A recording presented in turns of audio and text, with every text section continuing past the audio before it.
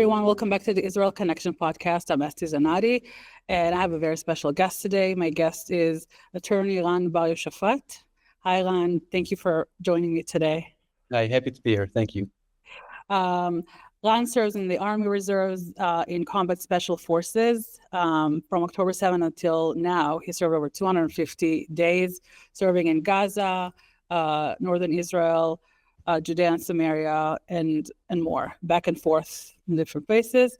He is the former project manager of the IJC, the Israeli Jewish Congress, and worked for the legal department for the Knesset. And he is also the former executive director of Kahelet Forum. Thank you again for joining us. It's a pleasure having you on the podcast today. So describe your October 7th. How did it start and how did everything progress from there? So October 7th, for me, it caught me in a shul, synagogue in Jerusalem, as I was getting my aliyah because it was a few days before our wedding.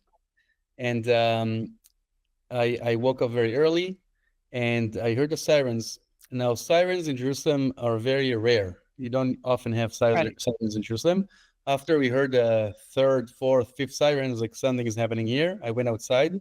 I saw an officer that I know, a religious guy with his army uniform driving. So that's when I realized something is happening here. I quickly went into my apartment, and I'll open parentheses here for a second.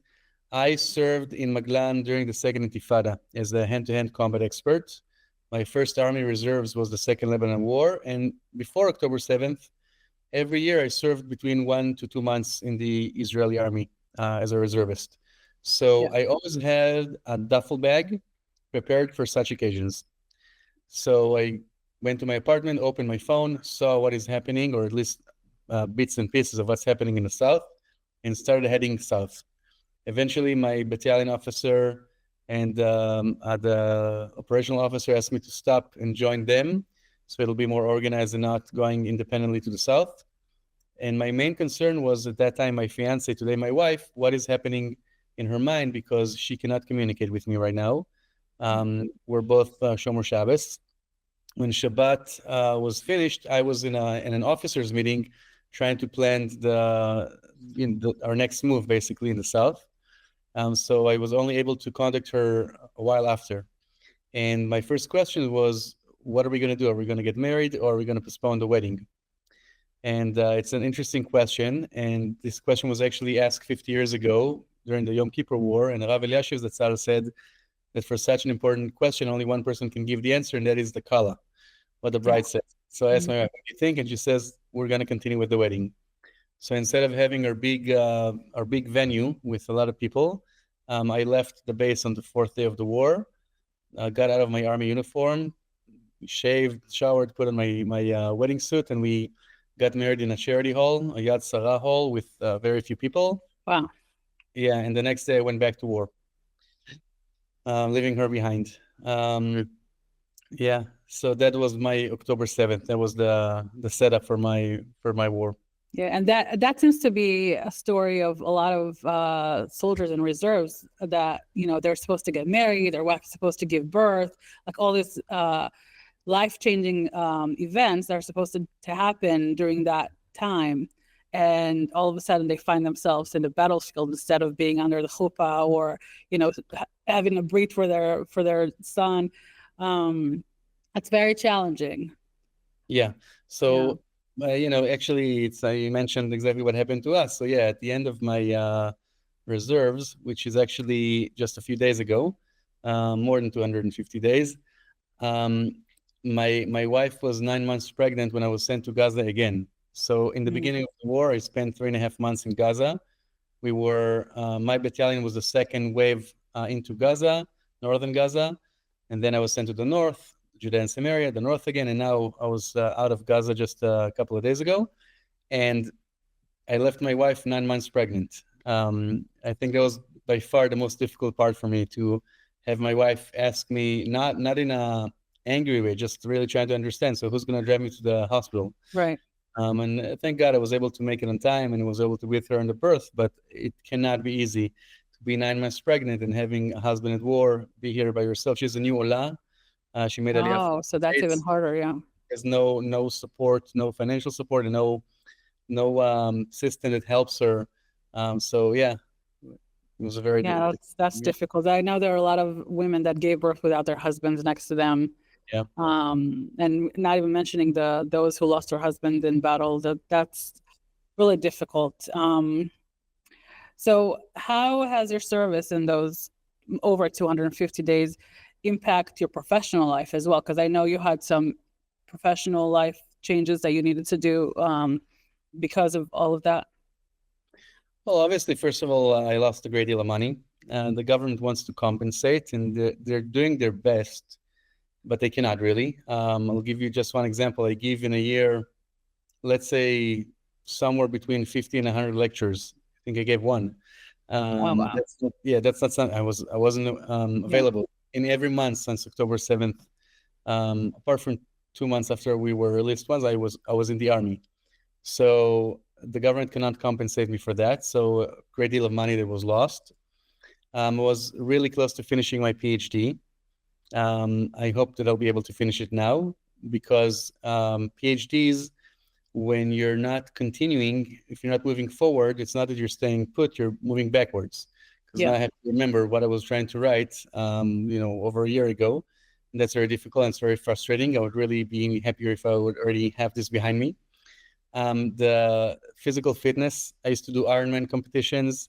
In the war, I gained a lot of weight. A lot of people are so surprised by that, but a lot of soldiers gained weight and lost their fitness, especially the Army reservists, because of stress eating, because of the fact that in the first few months, we weren't able to get normal food.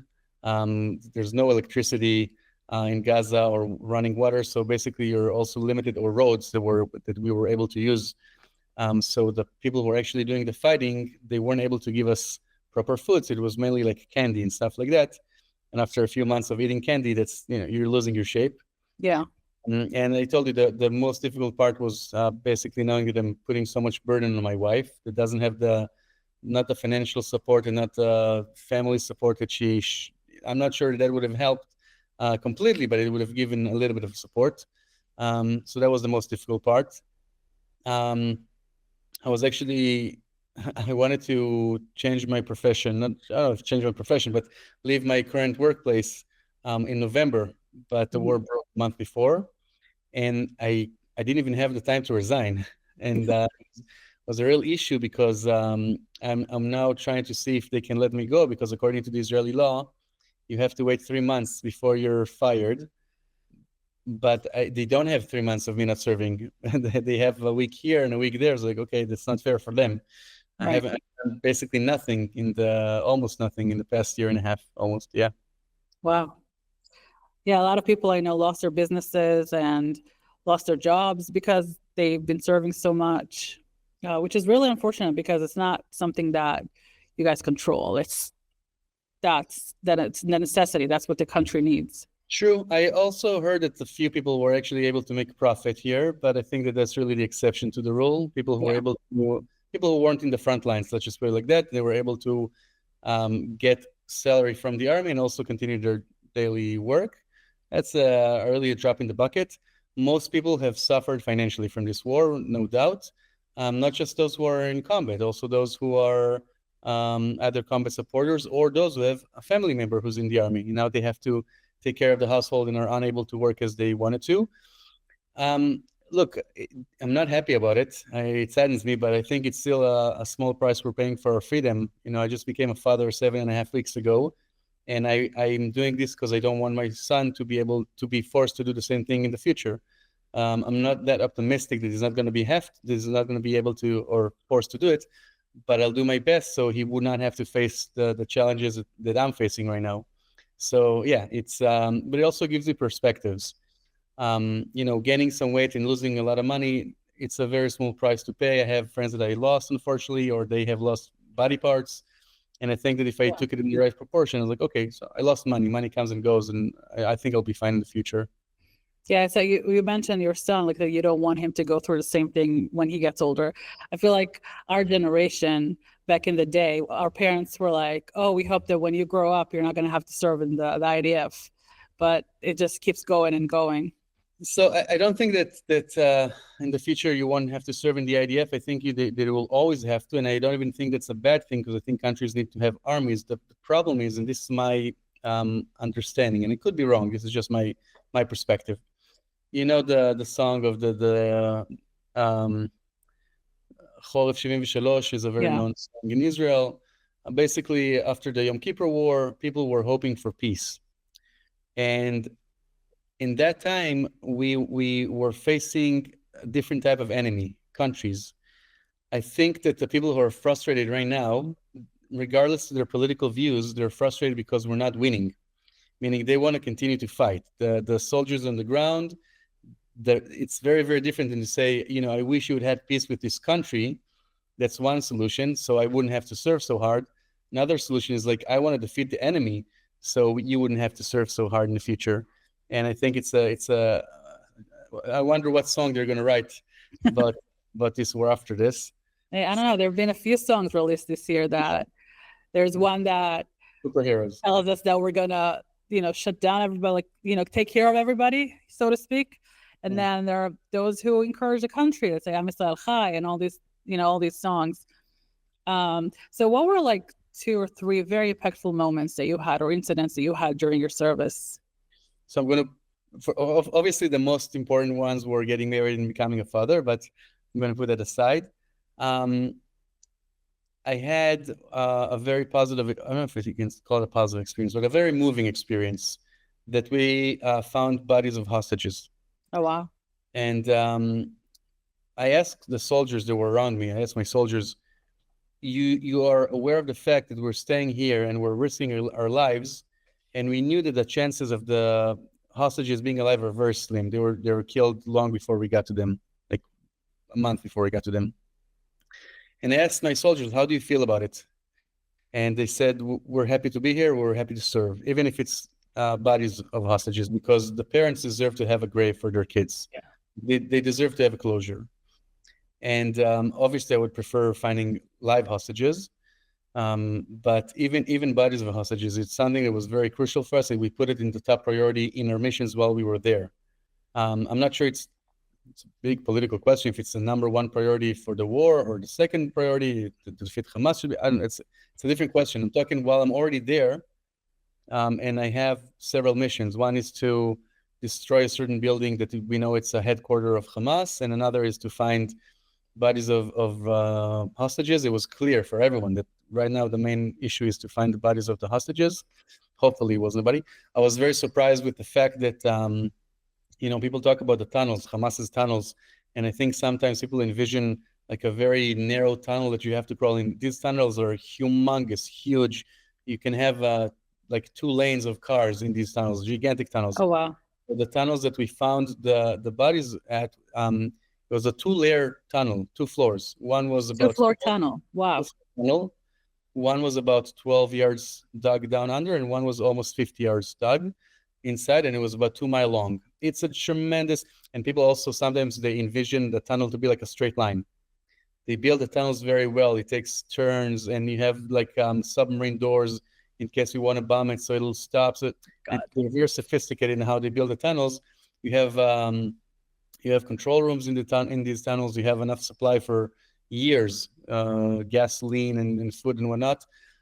So yeah, that was one incident that was very impacting for me. Another was when I lost a friend, Moshe Leiter, Shem Yikom Damo. He and a group of other soldiers came into a mosque.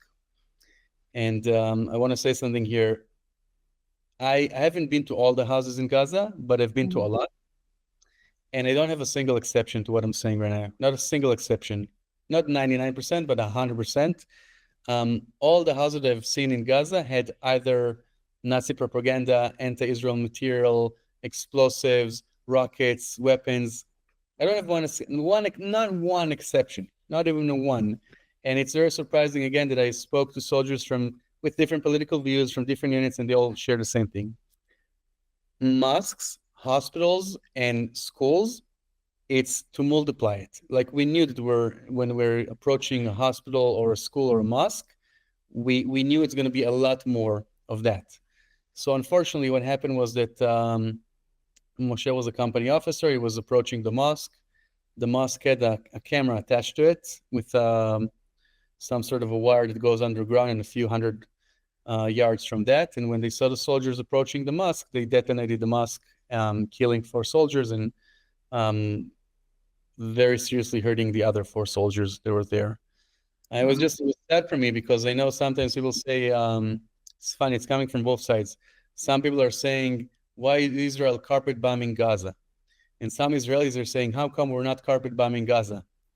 And the truth of the matter is number one, we cannot carpet bomb Gaza. It's too many houses. We don't have the ammunition. If we had, we should save it for something else. Number two, it wouldn't do so good because most of our enemies are underground. So it's not a mission to destroy buildings. You do it because it's a necessity. And I think people don't understand this. When they see the ruins in Gaza, they're like, why did they ruin the houses? Because these houses used for terror. These are, and they say, all houses? Yes, all the houses. I've been to a lot of houses. That's what I've seen. If it's okay, I want to share 2 more stories. You know, you said 2. Yeah, of course. Go for it. Yes, please. I think these stories it's good that people will hear these stories. One story is this, because I know sometimes people say a lot of nasty stuff about the IDF. And now it doesn't mean that the IDF doesn't have soldiers that are misbehaving. And I condemn it, and it's not okay. And we actually talk about it usually in the officers before we have a mission. You know, some soldiers did graffiti. Okay. Here's my understanding of reality. We are in a house, or whatever is left of a house, and we're not eating well. We're eating tuna cans or Mentos candy for a while. And then we find in the house, a bag of flour and some olive oil. It's a very common thing to find in Arab houses. And then some soldiers say, let's make bread, or pita bread, and eat it and dip it in some olive oil. And some soldiers say, nope, you're not allowed to use it. This is not how we do it. We don't loot. And the soldiers say, you know, this house is going to be exploding in like an hour. Like, no one is going to use it. We're going to explode everything here with it, with the oil, with the flour. And other soldiers are saying, as long as we have convoys bringing us food, we should not touch the food. Now, I don't care about the moral decision that people have here. Some can say, you know, you're at war, you should eat whatever you find. Some say, you know, if you get tuna cans from the army, don't touch your flour. The fact that we're having this conversation in Gaza, it's not like me and you speaking right now when I have the neon lights above me. It's while we are hearing explosions. It's while Hamas is firing artillery at us, while you're hearing the AK-47 and the M16 firing at each other. Like, while we're having that, this is the discussion that we have. And I think this is really the true representation of what's happening in the IDF. The second thing I want to share with you, if I'll describe war later, maybe it'll be easier to understand, but people can imagine war is very stressful. You hear, there's noise 24/7, and it's dirty, and you don't shower, and it's very difficult to use the bathroom because there are no running waters. Food is not very well, and you're tired. So, and the smell of dead bodies is also, all of that is it's affecting you.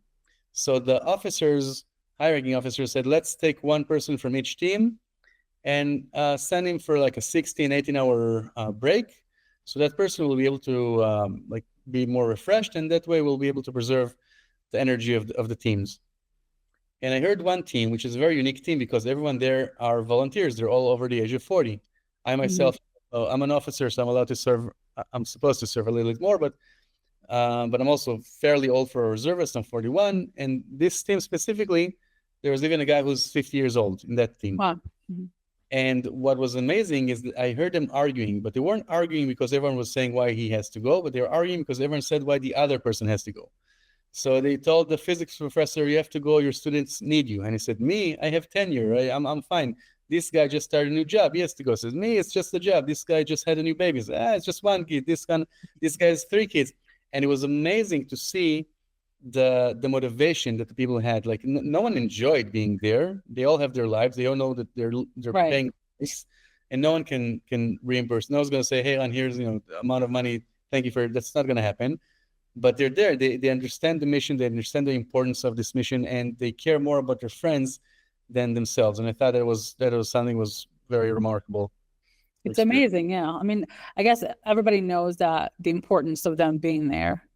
and doing what they have to do. I mean, somebody has to do it, unfortunately, where, Israel is a country that always needed its army. And it's not like other countries in Europe or other places that they have an army, but it's not like needed like 24/7. In Israel, it's different. We need our army. We need our combats. And I think like since October 7th, it's been amazing to see as an Israeli, to see the motivation in the soldiers, in reservists who are not even 40-year-olds, like 50 and 60-year-olds that go and serve. And unfortunately, some of them got killed. And it's just incredible. It just shows you the strength of our people and their resilience and the quality of the people that go and serve and do all these things. Yeah.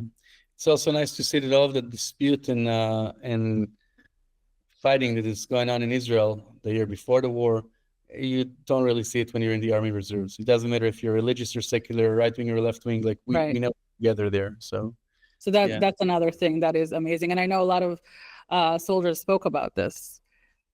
So what has this service meant to you?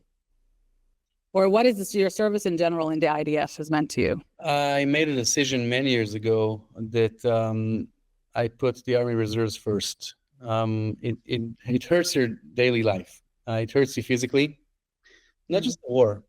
It hurts you physically. It hurts your finance. It hurts relationships. It hurts your ambitions to do all sorts of stuff.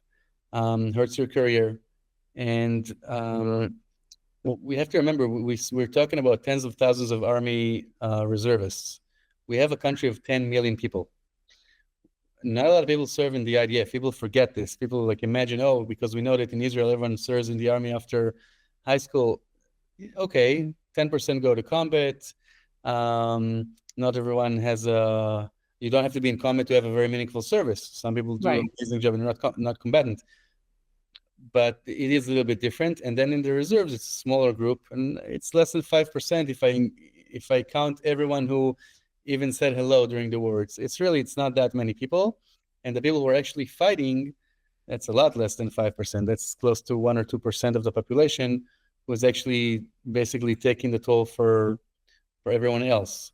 And those who were actually not just in combat, but were actually fighting in Gaza and in Lebanon and in Judea Samaria, we're talking about less than 1% of the country. So I think that there's a part of me that says, I kind of wish they would have a little bit more help. Because, I served a lot, I think, for a bit more than 270 days. Mm-hmm. And if I could have gotten like a month or two break in the middle, that would have been great for my physical fitness and for my job opportunity and for my PhD. But that's my decision. And my wife also knew it before we got married. She knew that for me, it's a priority with the prices we pay. It's not the IDF, unlike some armies in the world, it's not a professional army. It's a draft. And we do it, on one hand, it's a mandatory draft. On the other hand, people do it, especially in the Army Reserves, because of their motivation. Meaning there's not a single Army reservist that cannot be discharged from the Army Reserves if he or she wants to. All they have to say is I don't want to serve anymore, and they'll be discharged. And we're not getting paid. I mean, we are getting some reimbursement from the government, but usually you lose. Yeah, it's not like a salary you would get in a job. Yeah, even my employees, basically, they lose money whenever I'm in the army. But that's a decision, because the way I see it, if I don't serve and other people say that they don't serve, then we wouldn't have an army, and then we will all die. Right, exactly. Yeah. Yeah. So if I don't pay the price, I'll pay a much higher price. Yeah, that's true. So you had several speaking engagements in the US after October 7th, but one in particular got some extra coverage because of what happened. You talked at UC Berkeley, and it was shut down because there was an angry mob of anti-Israel screaming and heckling you. So what happened there exactly? So after my first round in Gaza, I went on a almost 2 months tour in America to share my experience. And I was meant to speak at a Jewish club in Berkeley. I've spoken in Berkeley before in 2012. I've spoken in many, many campuses in America. I think I spoke to over 100,000 students in America since I started doing Israel advocacy tours. This time was a little bit different. Mm-hmm. Basically, what happened was that they had to change the location several times because apparently people wanted to stop me from speaking, which is quite interesting because Berkeley is where the free speech movement began in the 80s, I think, or before. So it was interesting, a little bit hypocritical. And I wasn't really allowed to even begin because the second I got there, rioters, I wouldn't call them protesters, I would say rioters came. They attacked the Jewish students who came to listen to me. Now, I'm going to assume that the students who came to listen to me are pro-Israel, but I don't even know. I don't know them. So they wouldn't even allow people to listen to me. They choke one Jewish student to the level that she was bleeding from her neck. They broke they broke a finger or a wrist of another Jewish student. They spat on another Jewish student, shouting at him, "You Jew, you Jew." They broke down the glass of the building. And eventually I had to be evacuated. And I was really also a very interesting way to do it. They basically took me downstairs in like some sort of underground building tunnel, whatever, opened the door and said, "Good luck, thank you, goodbye." And I was like, so here, you fend for yourself. Yeah. Like the second I got out of the perimeter of the building, like you're on the street, good luck. And I was like, I have no idea where I am. Someone drove me here. I don't. Wow, it's crazy. It was I think it's a very shameful event for the university. That they were unable to stop the attack. Two people who had their face covered with a kfiyah, they entered the hall and they started approaching me more and more and more. And the Jewish students, by the way, bravely stood between them and me. And then when whoever it was that was in charge of the security, and he said, "Please go," I was like, "I'll go," but these people are following me. Like, what do you want me to do about this? Like, there are two people here with face covered, trying to get close to me. Like, should I engage? What am I supposed to do in this situation? One professor, I'm very sorry, I forgot his name, but he really stood up for me. He's definitely not someone who shares my stand on many issues, but he said that he's gonna stay in his office until they let me speak in Berkeley.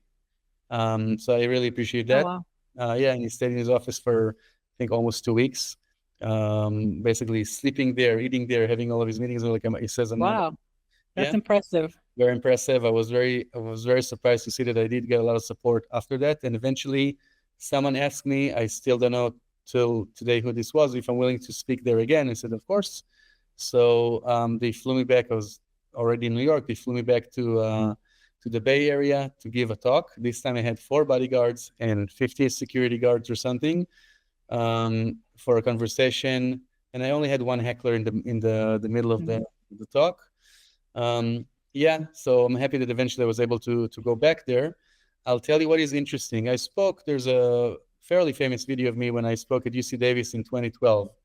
And there's a student there who's harassing me and saying, "How many women have you raped? How many children have you raped? You're a child molester."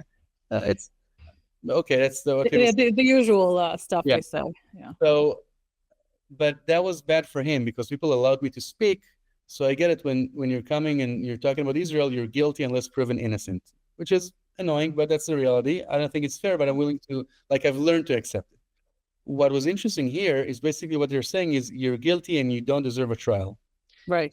For me, makes it a much greater issue than an Israeli issue or a Jewish issue. It's basically the collapse of Western values. Like, okay, you think I'm so horrible? Okay, can we have a dialogue? Because if you're not even willing to, I'm accused of being a genocide, of supporting a genocide. There's an organization called CARE. They took my most peacenik Facebook post ever, where I wrote something like, most people are normal. Most people don't really want to kill, innocent people. No one thinks that a baby or an 80-year-old grandma is someone that we should kill. We want to only hurt the terrorist. We don't think that we should have the same ratio. We have a ratio of like 1,500 terrorists for one captive. Civilian, Civilian is me referring to Gilad Shalit. No one thinks this should be the death toll. So basically, here took this sentence and said, Ran says we need to kill 1.5 million people in Gaza. Like, oh my God. And I got canceled, by the way, in a high school in California because of that. I was like, you literally took my most like, hey, we only want to hurt terrorism.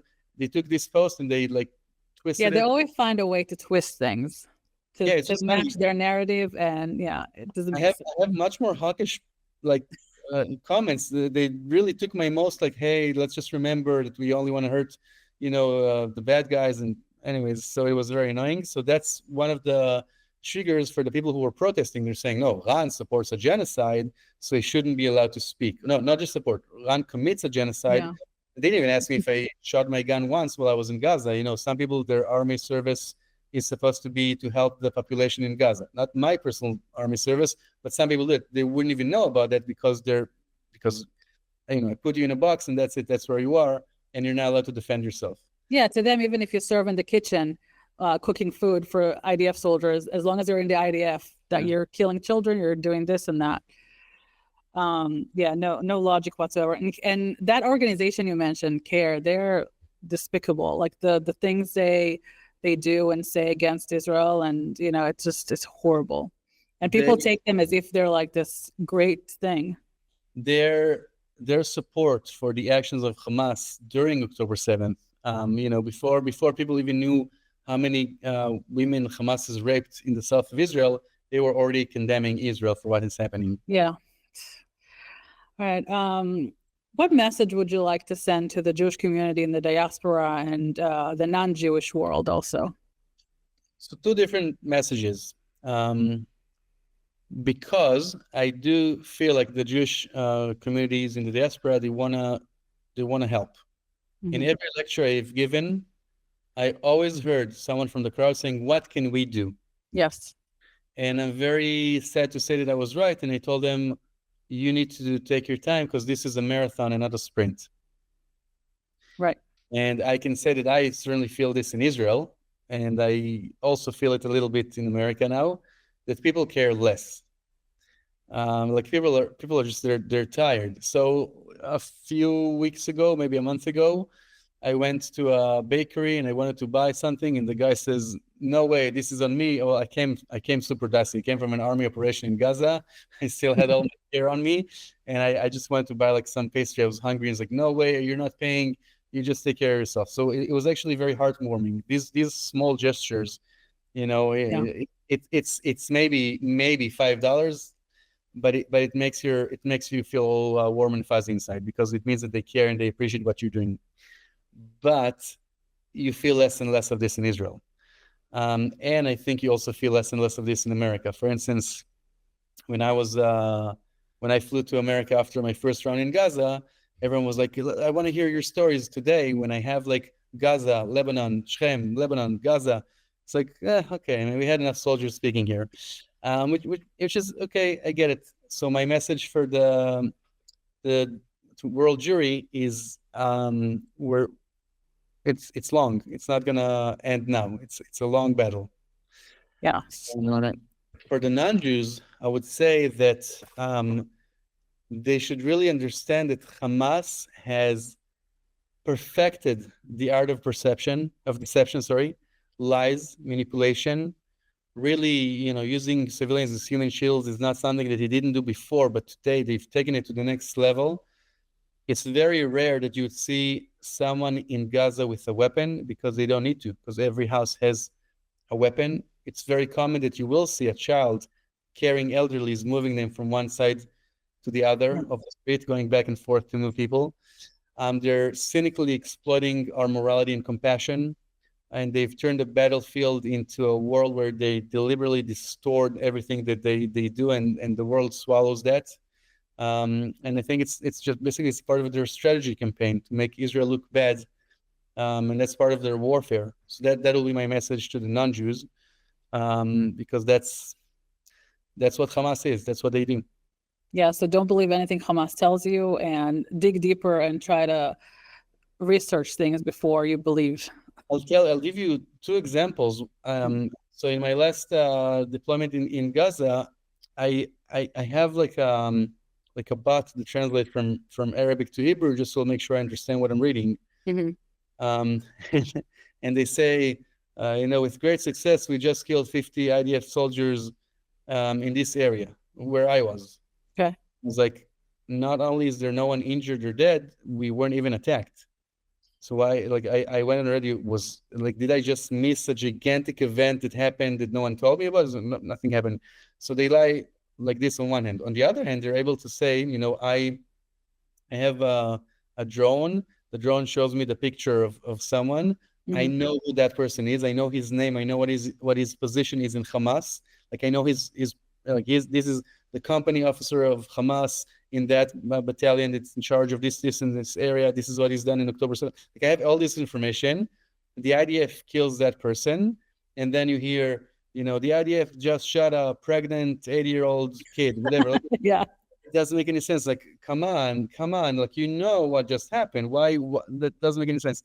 So yeah, they've really taken it to the next level of deception. Yeah, the weird thing is that even the U.S. government releases information about that, the fact that Hamas lied, and they admit to lying. They found, documents showing how much they lied and added extra number of people, and said it was women and children instead of the men terrorists that died, and people still buy into it. It's just ridiculous. But, yeah, that's the power of propaganda, I guess. And they're doing an amazing job with this propaganda. Really, yeah, I mean, if there's one thing they're good at, it's PR. I can only envy their ability. Like I just don't think it'll work with us, because I don't think we lie the way that they lie. But really, they've mastered the art of this manipulation. I want to make this clear. It's not that they build tunnels underneath the schools and the mosques. It's that they build a tunnel system, and on top of that, they build mosques and schools and hospitals. Right. There's a video that you can find that the IDF has released when we were in an UNRWA school, and we found a sniper rifle inside a teddy bear. Like, really, we've taken it to the next. It's just one example of a bazillion of examples. What is so amazing is that we have videos. We have pictures. Like, we really try to make sure that, don't touch anything before you make sure that it's on tape and whatever. That's not going to convince those who want to hate us, but at least for those who are interested in hearing, they can see it. So yeah, that is a cynical use. Yeah, you even see it like now, these past couple of weeks with the release of the hostages, that how they set up this whole stage area with signs, and they even have a lady throwing glitter at the Hamas soldiers, which is absolutely ridiculous. And they stage this whole thing and give them like a certificate of release and a goodie bag with some, I don't know, it's just insane. And then people are like, oh, you see, they treat them well. They're so nice to them. Yeah. Yeah, I don't know how you can treat someone well that you kept hostage in tunnel for, over 470 days. Yeah. So lastly, we're going to do a little thing that I do. It's called my favorite Israeli thing. Okay. What is your favorite childhood memory in Israel? Good question. I need a second to think about it. My favorite, then how young do I need to be? However young you want to be, doesn't matter. Just something that comes up to mind that you used to do. Yeah, as a kid, I think I spent a lot of my childhood going to the beach. Which one? It's a Chofa Marina, or as its slogan, the handicap beach in the Marina Herzliya. Yeah, I spend a lot of my time basically going to the beach, running there, hanging out from elementary, not elementary school, let's say from middle school. Okay, and all right, what is your favorite Israeli food? So my favorite Israeli food is not Israeli. I will say this. I will say that hummus is better in Israel than any other place in the world. Yes. I would say that I've been to New York and I was not impressed with New York pizza.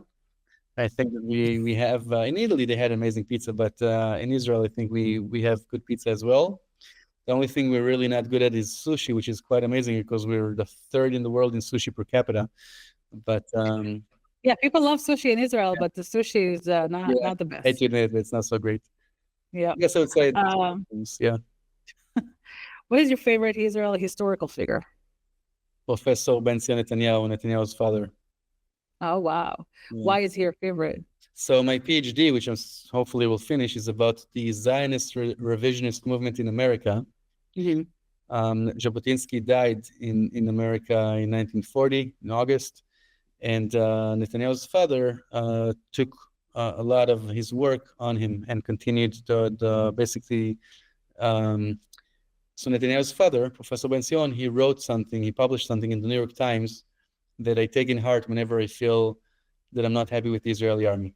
Because Israelis like to complain, and I think rightfully so, about things that we experience. And basically, he published a big, this is in 1942, and he published this in the New York Times, and it says, Jews fight for the right to fight. Mhm. And I admire that. And I think that whenever I complain, I'm like, okay, but at least I can fight. Like, at least, with all of the annoyingness and I'm losing money and whatever, I can take my M16 and I can defend my family and friends. Like, I have this ability. My grandparents did not have this ability. So the fact that I am able to do that, that's what I'm taking with. Yeah. Right. And it's important, especially the other day was International Holocaust Remembrance Day. And, they did have a few smaller groups that were able to get together and fight the Nazis. But it wasn't like a big army, like we have right now in Israel that can protect the people. It's different. So it's really important that we do have it. And lastly, what is your favorite Hebrew word or expression? It's a good question. My favorite expression. I don't know. It's not Like a Hebrew word, like a word that you like that you use a lot. So I use sababa a lot, but that's like the Israeli version of someone saying like. Not very good. I need to think about it. I don't know. I'm not sure. I don't know. We'll go with sababa. It's not really in Hebrew. Well, yeah, sababa is in Hebrew. It's Arabic originally, if I'm not mistaken. Really, sababa? Think so. Could be wrong, but as far as I'm aware, it's originally from Arabic. No, interesting. I didn't know that. All right, well, Ran, thank you so much for being here today. It's been a pleasure talking to you. And hopefully people will take what they need to take from our conversation and from your story. Thank you so much. Thank you for having me in your show. Thank you. And thank you all for listening. Until next time.